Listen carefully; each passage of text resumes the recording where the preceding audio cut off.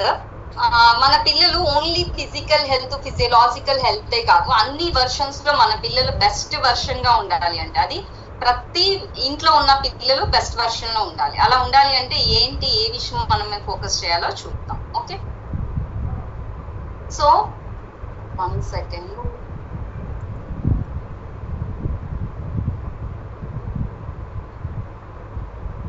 Okay, common గా kids health అంటే మనం ఎక్కడ ఫోకస్ చేస్తాము అంటే ఫిజికల్. బట్ కామన్ గా ఒక బేబీకి అంటే ఒక కిడ్ కి మనం ఫోకస్ చేయాల్సింది physical, mental, emotional and social health. So ఈ 4 కేటగిరీస్ లో వాళ్ళ హెల్త్ ఎలా ఉంటుంది అనేది మనం చెక్ చేసుకోవాలి. ఓకే, సో ఇంకా వాళ్ళకి అంటే ఈ విషయాల మీద మనం ఫోకస్ చేసి కనుక కేర్ తీసుకుంటే మనం ఏ విషయాల్లో వాళ్ళకి సపోర్ట్ చేయొచ్చు అంటే లైక్ వాళ్ళ గ్రోత్ ఎలా ఉంటుంది, అంటే హైట్ కి తగ్గ వెయిట్ ఉంటున్నారా లేదా, సో ఏజ్ కి తగ్గట్లు వాళ్ళు గ్రో అవుతున్నారా లేదా, అసలు తరచూ వచ్చేటువంటి ప్రాబ్లమ్స్ నుంచి వాళ్ళని మనం ప్రివెంట్ చేయగలుగుతున్నామా లేదా, హెల్తీ హ్యాబిట్స్ ఉంటున్నాయా లేదా, అలాగే వాళ్ళకి ఎమోషనల్ గా మనం కేర్ చేస్తున్నామా లేదా, ఈ విషయాలు కూడా మనం చెక్ చేసుకోవాలి. అంటే కేవలం మా బాబుకి కడుపు నొప్పి రావట్లేదండి ఈ డైనోషేక్ స్టార్ట్ చేశాక, మా బాబుకి ఇప్పుడు జలుబు చేయట్లేదండి ఈ డైనోషేక్ స్టార్ట్ చేశాక, కేవలం జలుబు, దగ్గు, కడుపుల నొప్పి, తలనొప్పి, జ్వరం ఇదే కాదు. అది కాకుండా చాలా విషయాలు మనం పిల్లల్లో గమనించుకోవాలి. అది వాళ్ళ గ్రోత్ ఎలా ఉంటుంది, వాళ్ళ ఏజ్ కి తగ్గట్టు గ్రో అవుతున్నారా లేదా, ఏజ్ కి తగ్గ మార్పులు బాడీలో వస్తున్నాయా రావట్లేదా, నిజంగానే పెద్ద పెద్ద ప్రాబ్లమ్స్ నుంచి వాళ్ళు బయటపడడానికి ఎలాంటి హ్యాబిట్స్ ఉంటున్నాయి, ఎలాంటి ఫుడ్ తింటున్నారు, అండ్ వాళ్ళు ఎమోషనల్ గా ఎలా బిల్డ్ అవుతున్నారు, చిన్నప్పటి నుంచి వాళ్ళు ఏం చూస్తూ పెరుగుతున్నారు, ఏం వింటూ పెరుగుతున్నారు, ఎలాంటి వాతావరణంలో పెరుగుతున్నారు, ఇవన్నీ చాలా ఇంపార్టెంట్. ఓకే, అండ్ ఇంకా మనం వాళ్ళని స్ట్రాంగ్ గా పెంచుతున్నామా లేదా, అంటే కొంతమంది పిల్లలు ఒక మాట అనగానే డిప్రెషన్ లోకి వెళ్ళిపోతూ ఉంటారు, ఏదైనా ఒక దానిలో ఫెయిల్ అవ్వగానే డిప్రెస్ అయిపోతూ ఉంటారు, క్లాస్ లో కొంచెం మంచి మార్క్స్ రాకపోయినా అంటే లైక్ వాళ్ళు టాప్ 1 ఏమో ఫిక్స్ అవుతారు, అది కాకుండా కొంతమంది టాప్ 2 వచ్చినా హ్యాపీగా ఉండరు పిల్లలు, నేను క్లాస్ ఫస్ట్ రాలేదు అనేదే ఫీల్ అవుతూ ఉంటారు. సో వాళ్ళకి ఏంటి అంటే మార్క్స్ ఒక స్టేటస్ లాగా ఫీల్ అవుతూ ఉంటారు పిల్లలు. కొంచెం మార్క్స్ తగ్గినా ఏదైనా అయినా కూడా వాళ్ళు లోగా ఫీల్ అవ్వటం, వాళ్ళు ఇన్ఫీరియర్ గా ఫీల్ అవ్వటం చేస్తూ ఉంటారు. అలాగే వాళ్ళకి కావాల్సిన సేఫ్టీ ఇస్తున్నామా లేదా, బికాస్ ఏదో పంపించేసాము స్కూల్లో ఉంటున్నారు అలా కాదు, వాళ్ళకి సంబంధించిన ప్రతి విషయంలో మనం సేఫ్టీ మెషర్స్ తీసుకోవాలి. యాజ్ ఏ పేరెంట్స్ గా మనం ఏం సేఫ్టీ మెషర్స్ తీసుకోవాలి వాళ్ళు హ్యాపీగా బిల్డ్ అవడానికి, గ్రో అవడానికి, ఈ రోజు ఈ విషయాల మీద చూద్దాం. Physical, mental, emotional and social, అలాగే వాళ్ళ హెల్త్ ఎలా గ్రో అవ్వాలి అండ్ వాళ్ళకి మనం ఎలాంటి విషయాల్లో జాగ్రత్త తీసుకోవాలి అనేది మనం చూద్దాం. ఓకే, ఇప్పుడు మనం ఫిజికల్ హెల్త్ కి వెళ్దాం. ఓకే, సో ఫిజికల్ హెల్త్ అంటే మనం ఫస్ట్ గమనించుకోవాల్సింది ఏంటి అంటే వాళ్ళు యాక్టివ్ గా ఉంటున్నారా లేదా, ఎప్పుడు మందంగా, లేజీగా, మందమత్తుల్లాగా ఎప్పుడు బెడ్ మీదే ఉండటం, సోఫాలోనే ఉండటం, ఎక్కడ కూర్చుంటే అక్కడ కదలకుండా ఉండటం, ఇది కూడా ఒక ప్రాబ్లమే. కామన్ గా ఇది ఎవరు పట్టించుకోరు. ఎప్పుడు కామన్ గా కొంచెం పిల్లలు గొడవ చేస్తున్నారనగానే పేరెంట్సే ఫోన్ ఇస్తారు. కొంచెం గొడవ చేస్తున్నారంటే మన పనుల్లో మనం బిజీగా ఉండి మనం ఏం చేస్తామంటే మనమే ఫోన్ ఇచ్చేసేసి ఇది కాసేపు ఫోన్ చూసుకోపో అని చెప్పేసి మన పనుల్లో మనం బిజీగా ఉంటాం. సో నిజంగానే ఫోన్ మనం అలవాటు చేస్తున్నామా, వాళ్ళు అలవాటు చేసుకుంటున్నారా, సో అసలు వాళ్ళ డే అంతా ఎలా ఉంటున్నారు, నిజంగానే యాక్టివ్ గా ఉంటున్నారా, ఇండోర్ గేమ్స్ ఇష్టపడుతున్నారా, అవుట్డోర్ గేమ్స్ ఎక్కువ ఇష్టపడుతున్నారా, సో వాళ్ళ యాక్టివిటీస్ ఎలా ఉంది, సో ఇదంతా మనం గమనించుకోవాలి యాజ్ ఎ పేరెంట్. అలాగే వాళ్ళ రోగ నిరోధక శక్తి ఎలా, రోగ నిరోధక శక్తి ఎలా ఉందో మనం ఎలా గమనించుకోవచ్చు అంటే కామన్ గా సీజన్ మారినప్పుడు ఎవరికైనా జలుబు చేస్తుంది. సీజన్ మారినప్పుడు ఇప్పుడు ఎండాకాలం నుంచి వర్షాకాలంలో కన్వర్ట్ అయినప్పుడు, సీజన్ చేంజ్ అయినప్పుడు ఎవరికైనా కామన్ గా కోల్డ్, కాఫ్, ఫీవర్ వస్తుంది. ఆ టైంలో మనము ఇబ్బంది పడాల్సిన అవసరం లేదు. కానీ ఇలాంటి సీజన్ మారినప్పుడు కాకుండా వాళ్ళు తరచూ ఫ్రీక్వెంట్ గా జలుబు వస్తుంది, ఫ్రీక్వెంట్ గా నోస్ రన్నింగ్ ఉంటుంది, వాళ్ళకి ఫ్రీక్వెంట్ గా ఫీవర్ వస్తుంది, ఫ్రీక్వెంట్ గా స్కిన్ ఇన్ఫెక్షన్స్ వస్తున్నాయి అంటే మీరు గుర్తుపట్టాల్సింది ఏంటి అంటే యాజ్ ఏ పేరెంట్ గా వాళ్ళ రోగ నిరోధక శక్తి తక్కువగా ఉంటేనే ఇది జరిగింది. సో రోగ నిరోధక శక్తి ఎలా తగ్గిపోతుంది అంటే మనం తీసుకునేటువంటి ఆహారం వల్లే రోగ నిరోధక శక్తి మించి 2 కారణాల వల్ల రోగ నిరోధక శక్తి పడిపోతుంది. ఒకటి ఆటో ఇమ్యూన్ డిజార్డర్ అని, అది ఒక వ్యాధి, అది ఒక జబ్బు అనమాట. అది వచ్చినప్పుడు రోగ నిరోధక శక్తి పడిపోతుంది. ఓకే, లేదా ఓవర్ రియాక్ట్ అవుతుంది. బట్ ఇది కాకుండా మనకి తరచూ అంటే కోల్డ్ వస్తుంది, ఫీవర్ వస్తుంది, ఇన్ఫెక్షన్స్ వస్తున్నాయి, యూరినరీ ఇన్ఫెక్షన్స్ వస్తున్నాయి, తరచూ వస్తున్నాయి అంటే ఇమ్యూన్ సిస్టమ్ పడిపోయింది అని. ఇంకొక రీజన్ ఏంటి అంటే ఓన్లీ ఫుడ్ వల్ల మాత్రమే ఇమ్యూన్ సిస్టమ్ డ్రాప్ అవుతుంది. ఎప్పుడైతే మనం తినే ఆహారంలో విటమిన్స్, మినరల్స్ లోపం ఎక్కువ ఉంటుంది, ఇప్పుడు ప్రోటీన్స్, ఫైబర్ ఇవి కావు, వీటితో పాటు విటమిన్స్, మినరల్స్ ఎక్కువ లోపంలో మనం తీసుకుంటే కనుక రోగ నిరోధక శక్తి పడిపోతుంది. అలాగే వాళ్ళ గ్రోత్ ఎలా ఉంటుంది, చాలా మంది అసలు దీన్ని పట్టించుకోరు.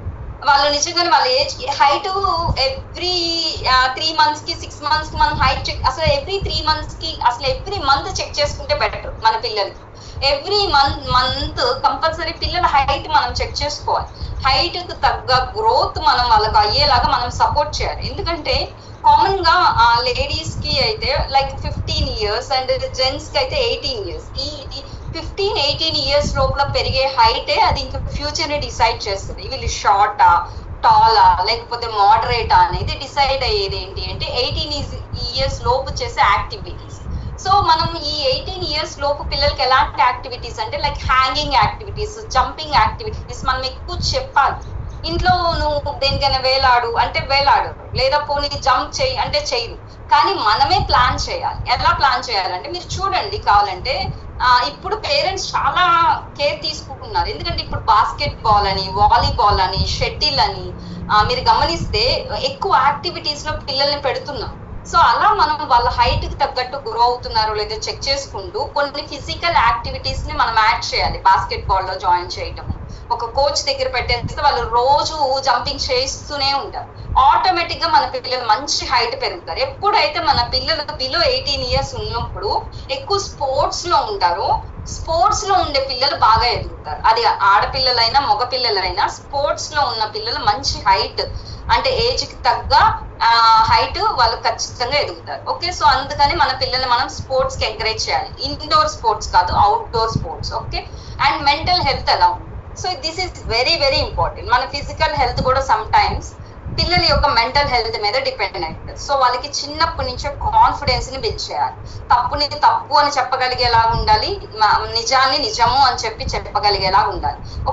ఈ రోజుల్లో మనం గమనించినట్లయితే మనం ఎలాంటి సొసైటీలో బతుకుతున్నాం అంటే నిజాన్ని ఇది నిజం అని చెప్పడానికి ధైర్యం లేని స్థితిలో ఉంటున్నాం. ఇది నిజం ఎందుకంటే ఎక్కువ బయట ప్రపంచం దాన్ని అబద్ధం లాగే నమ్ముతూ ఉంటుంది కదా.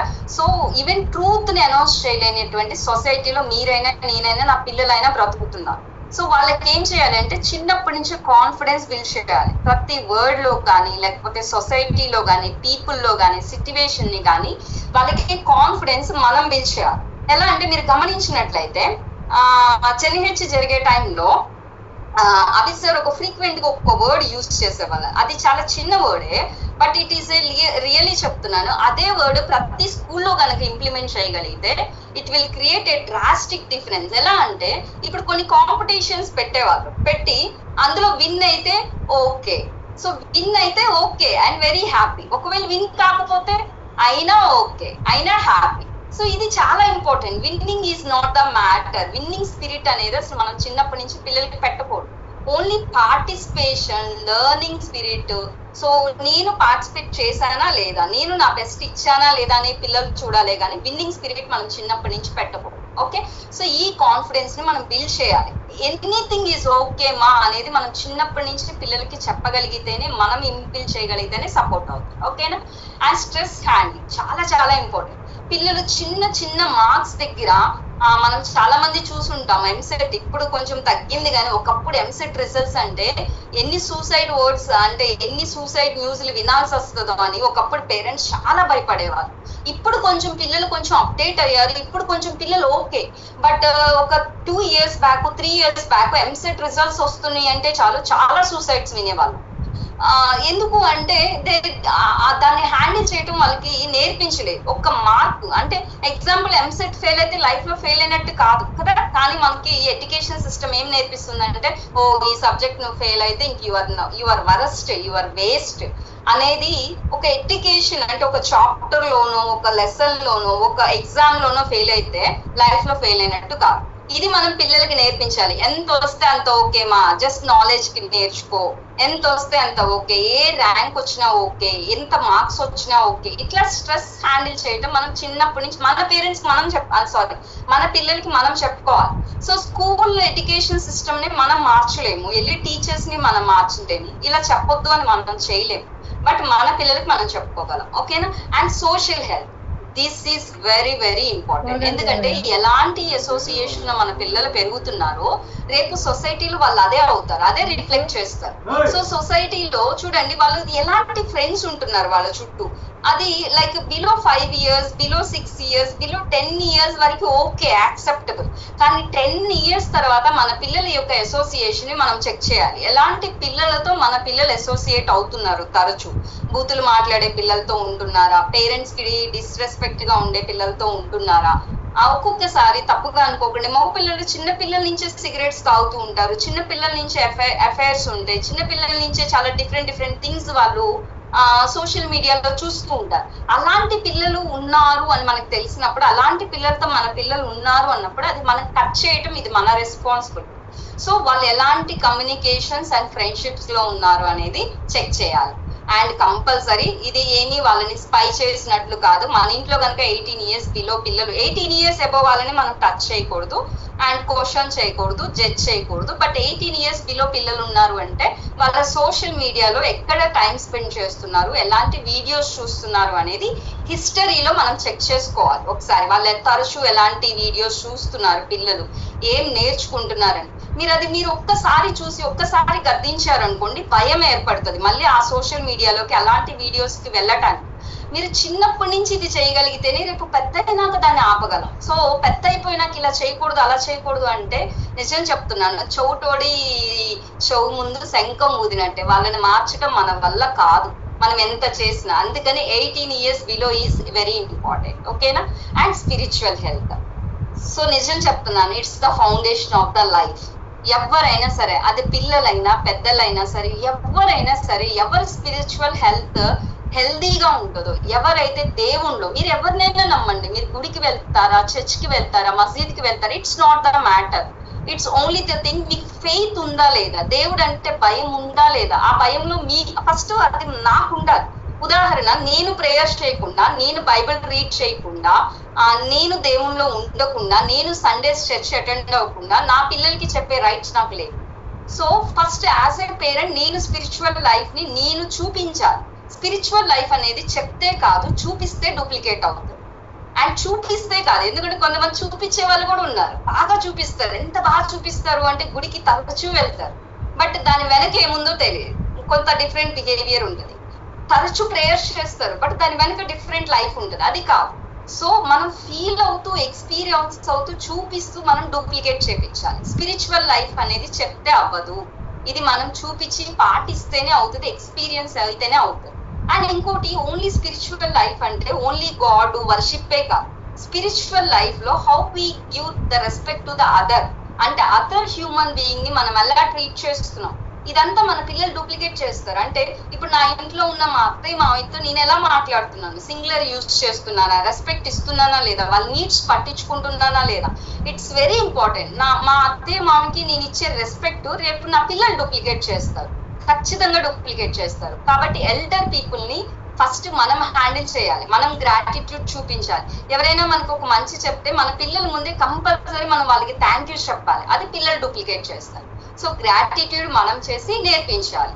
అలాగే పెద్దవాళ్ళకి వాల్యూస్ అండ్ ఎథిక్స్ మనం ఫాలో అవుతూ నేర్పించాలి. స్పిరిచువల్ లైఫ్ మనం ఫాలో అవుతూ, మనం ఎక్స్పీరియన్స్ అవుతూ నేర్పించాలి.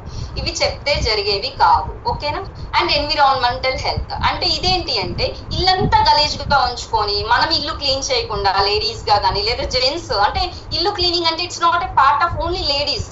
ఒక పేరెంట్స్ గా జెంట్స్ అండ్ లేడీస్ ఇద్దరు కలిసి యాజ్ ఏ పేరెంట్స్ గా మీ ఇంటిని మీరు ఎలా పెట్టుకుంటున్నారు, అది చాలా ఇంపార్టెంట్. ఇప్పుడు ఇల్లంతా గలీజ్ గా ఉంచుకొని నా పిల్లల దగ్గరికి వెళ్ళి నేను స్కూల్ బ్యాగ్ ఏంటి ఇంత డర్ట్ గా ఉంది, నువ్వేంటి ఇంత చండాలంగా పెట్టుకున్నావు నీ బుక్స్ అన్నావు అనుకో, నా పిల్లలు ఇప్పుడు చిన్న పిల్లలు కాబట్టి పడతారు, రేపు పెద్ద అయ్యాక ఏమంటారు, నువ్వు ముందు ఇల్లు సర్దు, లేదా గది సర్దు, లేదా షెల్ఫ్ సర్దు అంటారు.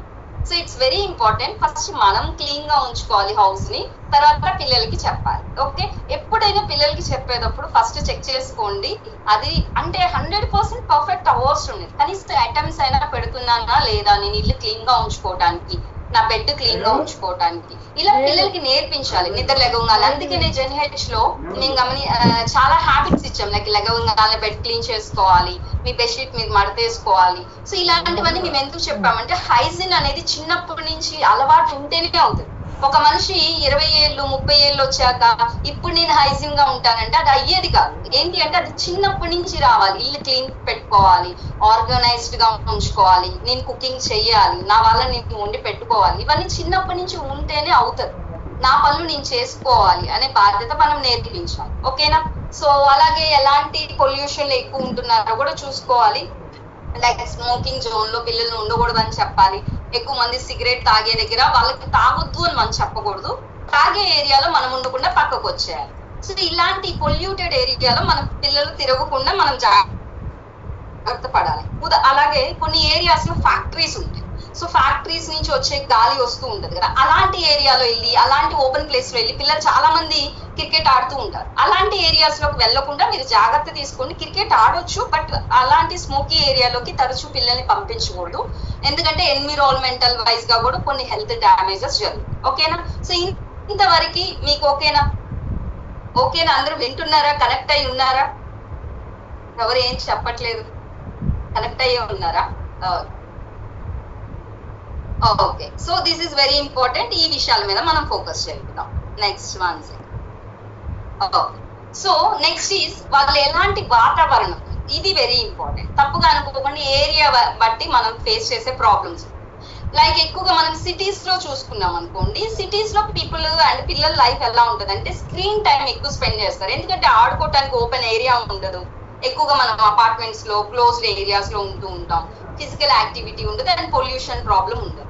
రూరల్ ఏరియాలో ఫ్రెష్ లిమిట్ అంటే హెల్త్ చాలా ఎన్విరాన్మెంటల్ కి దగ్గరగా పెరుగుతారు పిల్లలు, చాలా బాగుంటది కొంచెం పల్లెటూరులో పిల్లల యొక్క లైఫ్. బట్ వాళ్ళకి ఏంటంటే కొంచెం హెల్త్ కేర్ కి సంబంధించి కొంచెం యాక్సెస్ తక్కువ ఉంటది అనేది మామూలుగా చెప్తున్నారు.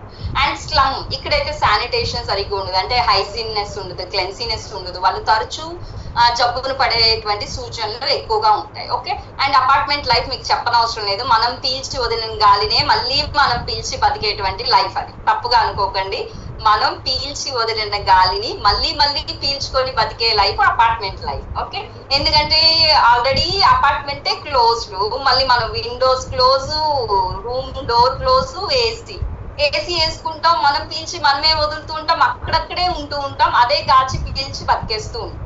సో అలా కాదు, ఎప్పుడైనా సరే హౌస్ లోకి వెంటిలేషన్ ఎక్కువ ఉండాలి, కిటికీలు తీసి ఉండాలి, డోర్స్ తీసి ఉండాలి. ఎక్కువగా ఉదయం పూట పొద్దున్నే వచ్చేటువంటి సూర్యకిరణాలు మన ఇంట్లో పడాలి. అప్పుడు ఏంటి అంటే మనకి ఇన్ఫెక్షన్స్ మన దరిదాపుల్లోకి రాకుండా సపోర్ట్ అవుతుంది. మీకు ఎక్కడెక్కడ విండోస్ ఉన్నాయో ఫస్ట్ లేడీస్ గా మనం ఏం చేయాలి అంటే, మన పిల్లల హెల్త్ మనకి ప్రయారిటీ అయితే పొద్దున్నే లెగవగానే ఫస్ట్ అన్ని విండోస్ ఓపెన్ చేయాలి, అన్ని కర్టన్స్ తీయాలి, అన్ని విండోస్ ఓపెన్ చేయాలి. ఆ సన్ రేస్ ఇంట్లోకి రావడానికి మనం ఎలో చేయాలి. అప్పుడు అదంతా అయిపోయినాక, క్లీనింగ్ అంతా అయిపోయినాక కావాలంటే క్లోజ్ చేసుకోవచ్చు. ఓకేనా?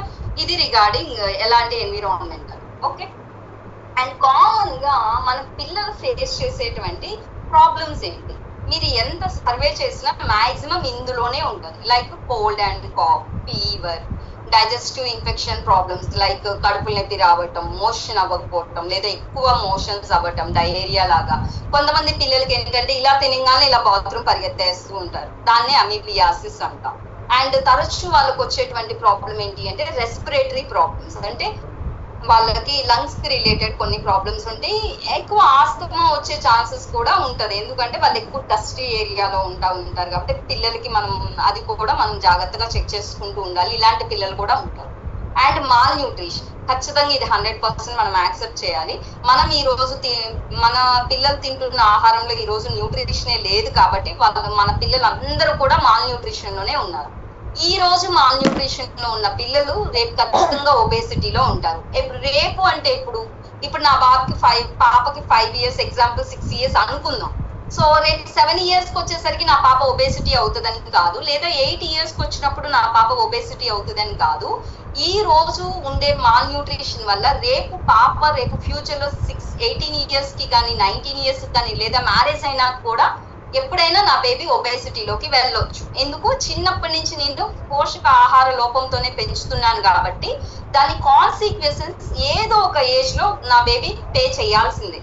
అంటే నష్ట పరిహారాన్ని ఏదో ఒక వయసులో నా బేబీ పే చేయాల్సిందే ఇప్పుడు కనుక నేను మాల్ న్యూట్రిషన్ లో పెంచితే. ఓకేనా?